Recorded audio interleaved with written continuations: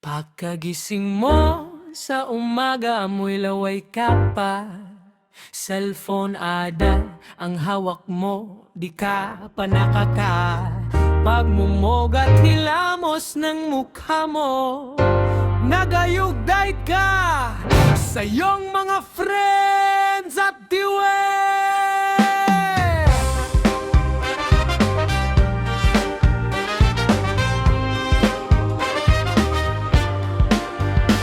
Nakikichika ka at nagbabasa ng mga comments. May good and bad comments, hanggang ang mga bases din. Wala ka nang ginawa sa everyday you doing. May Facebook, Instagram, YouTube, at kalunang kinahir mo na rin si TikTok.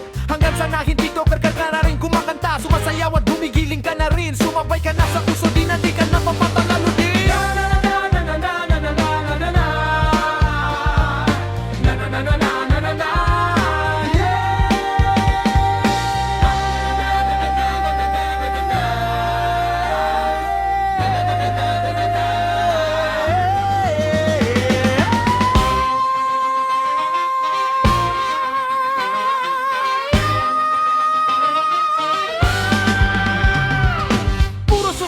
Diyan na lang ang laman ng utak mo.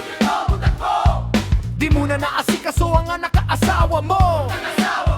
Pati kaatid mo, pangalan nila nakalimutan mo na rin. Dahil sa social media, ikaw na addict na rin. Kaya nga nung itsura mo parang nugina, dahil lagi kang puyat ang tutak at dinain mo pa ang kataba ay sa kanto. Di na natutulog ka kayusin kong cellphone. Adi ka pa na kontento pati well Honor of Kings, Call of Duty, sinabay mo na rin. Kaya ayan lutang ang utak mo, di ka na maayos ka usip.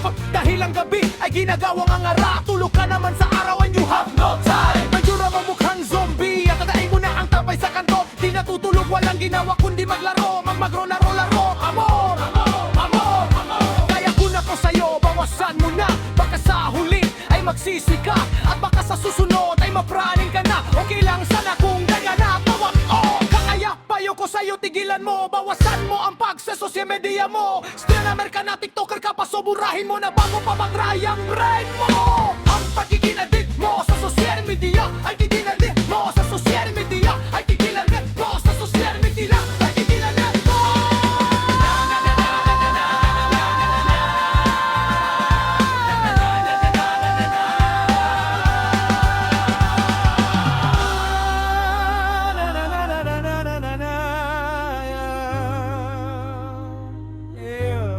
Peace mga pare ko eh. This is your man Papa Chinito in the house, yo. Peace, man.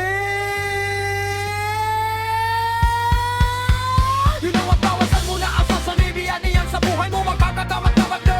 You know what, bawasan mo na ang social media niyan sa buhay mo, magkakatamad-tamad na. You know what, bawasan mo na ang social media niyan sa buhay mo, magkakatamad.